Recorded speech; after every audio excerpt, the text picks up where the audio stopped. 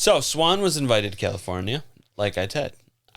You're Ted now? Good man. His ever-developing protocols and skills in remote viewing are best known for his work he did at SRI.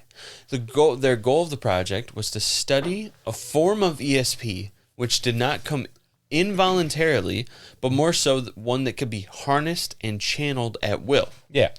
Something Ingo Swann had previous success with in the past, with his out-of-body experience stuff, or the remote viewing as he eventually coined it. Yes, sir. The evolution of his prior research on out-of-body experiments, remote viewing, now had a place and team behind him to help produce a more developed and defined entity of ESP research. That was like putting me in suspense.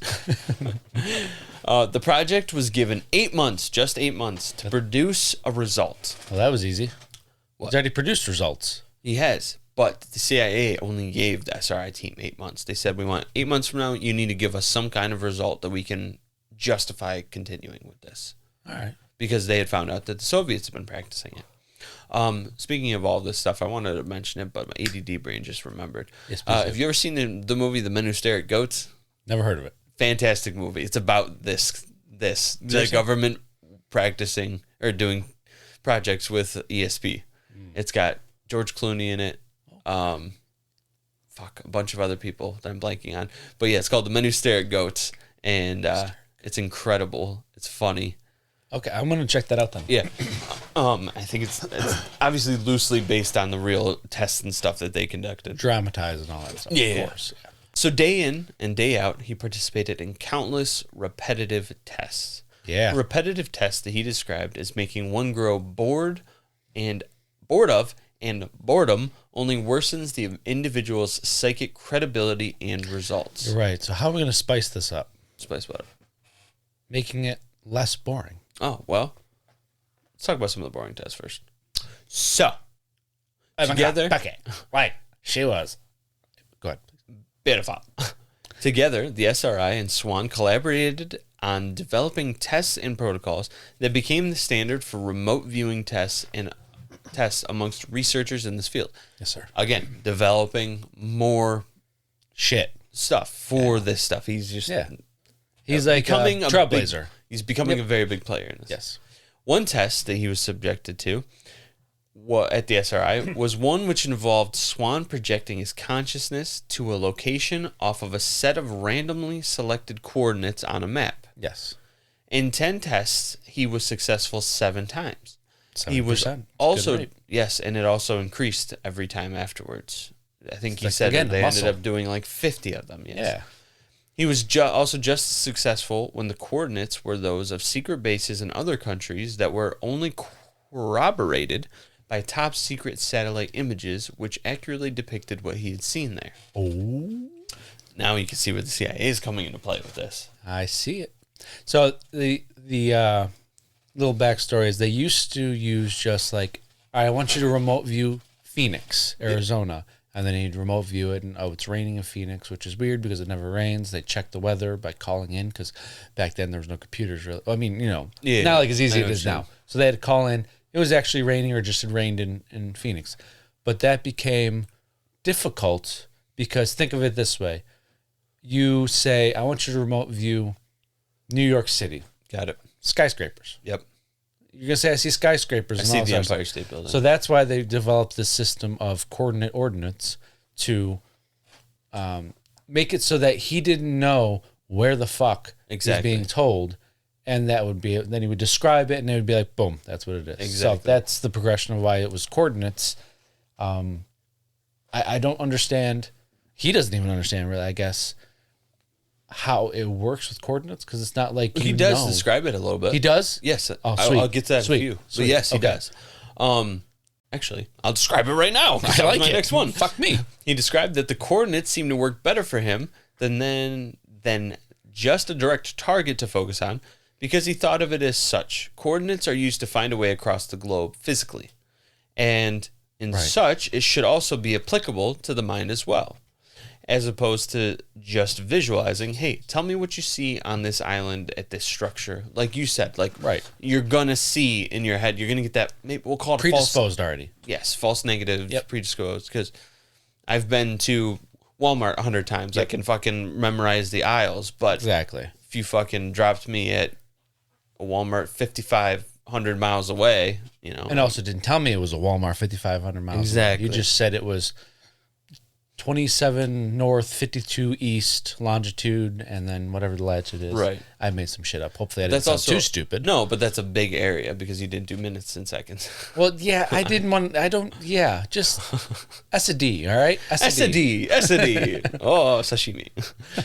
Thus proving his psychic abilities at work rather than a geographic memory of a map. Gotcha. Exactly. Yeah. Okay, all right. So we're just, So, confirming.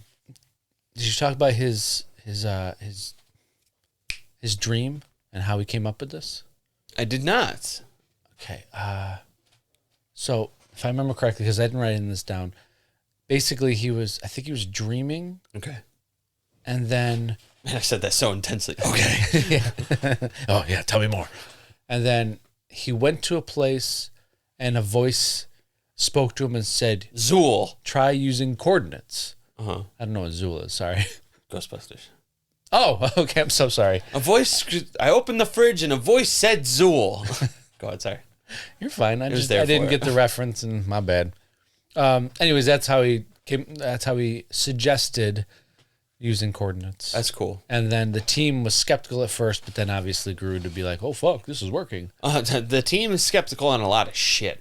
Well, as they should be. That's kind of what makes a good team, right? Yeah, but at the same You think time, the Earth is hollow, and I say you're fucking nuts, and then we go back and forth, and it's like, well, all right, the Earth is hollow. maybe all right. a little bit. I'm kidding. No, it was just an example, a joke. I know it was a joke. I definitely don't think the Earth is hollow Or the moon. or the moon. I'm the one that thinks the moon's hollow. Look, we can agree on one thing: the Earth is definitely not flat. Those people Yes, are fucking 100%. stupid. It, yeah. I believe some out there shit, but the Earth is not fucking flat. I believe less, but still out there shit. But Earth is not fucking flat. No, all it's right? not. My favorite was when the flat earthers. You can find this clip on YouTube. It's worth a watch. They did this experiment. They're like, if they took these two pedestals Yeah. at a certain distance away, did all the math for it. They shined a flashlight at one end, and they had a hole at the other end. And if at the certain height, if they look through the hole, then they could see the flashlight. Then it proved that the Earth is flat because it's on the same plane. You know what I'm saying? Right. Visually. Right. But if the Earth is round, it's not going to be looking at the same. Because it's at a different. Angle. Yes. Yeah. Yes. So to compensate for that, so they did all the measurements, and so they had the guy set up. He goes, "We're going to do the experiment now. This is finally going to prove it." And so he looks through the hole, and he does not see the flashlight. He goes, Walkie's over there. I goes, "Do you have the flashlight on?" He's like, "Yes." And he goes, He goes, "Raise it up a little bit to the height that it would be at if the Earth is round." And he raises it up, and you could see through the camera the flashlight. And he goes, "Huh, that's weird. That's weird." And he goes, "Put it back down," and it's gone. You can watch it drop out of frame. It's like so good. If you're seeing through this hole, through the next hole, and seeing the light at the backboard or at 17 feet off the water, the Earth is flat. If he's holding it up at 23 feet high and we're seeing the light, well, that's because the Earth's curved. So I should only be able to see it when it's at 17 feet. Okay, go ahead and drive down there, Enrique. You're going to hold the light there. Enrique, how high is your light? 17 feet. I mean, it's as, we don't see you, Enrique. Lift up your light way above your head. Interesting. It's flat. It makes my day, shit like that. Raise it up to where it would be if the Earth was round. All right. Nothing to see here, folks. Let's just turn the cameras off. So fucking good.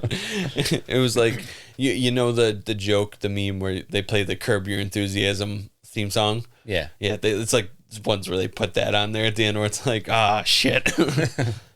So, Swanee, old Swanee boy. Let's get back to him. Together, I just gotta find my place now. Together as one. In his years at the SRI, he was influential in the SRI's development of a new training method of remote viewing. Yeah. This new training method would become the basis for remote viewing tests conducted by the military under the name controlled remote viewing. So the controlled remote viewing ended up becoming basically the main thing that the military focused on in their projects. Right. In their base set of protocols, commands, instructions, and so forth. Right. And he made it. Swann created a 6-stage training method, which was scientifically tested thoroughly and used in these military programs that were confirmed by declassified documents released in recent years by the CIA. Yeah, I love those documents. Yeah, I love them. Yeah, I didn't read them. I did not either. I couldn't. Yeah. But most notably of his remote viewing tests done at SRI were those where he accurately projected his consciousness to the French-administered island of Kerguelen. I thought you say Elba. That's where old Napoleon Bonaparte. You were close. Accurately seeing and describing a French-Russian meteorological station. Oh, Yes. I'm sure he hasn't been there before. Probably not. But more impressive yet is the big cheese, the big dog. More impressive yet was his remote. Aunt Mildred's house. Aunt Mildred. Fucking Aunt Mildred from Jersey Mike. Devil. What's that? Oh, that's a restaurant. Jersey Mike is a sub place that actually I kind of want to try. I want to try Neither way. And anyways, please proceed But where more he impressive went. yet was remote viewing of a location not on this earth, but of Jupiter.